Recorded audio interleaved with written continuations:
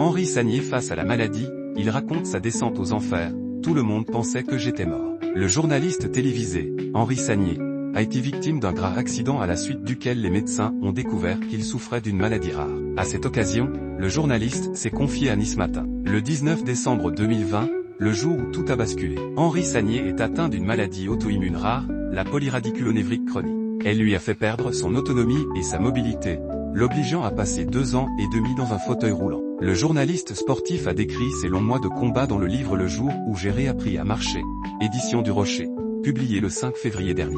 Il s'est longuement confié à ce sujet dans les colonnes du Nice Matin de ce 23 février. Vous faites une sortie à vélo, en apparence anodine, mais qui va marquer le début de votre combat. Quel souvenir gardez-vous de cet accident ?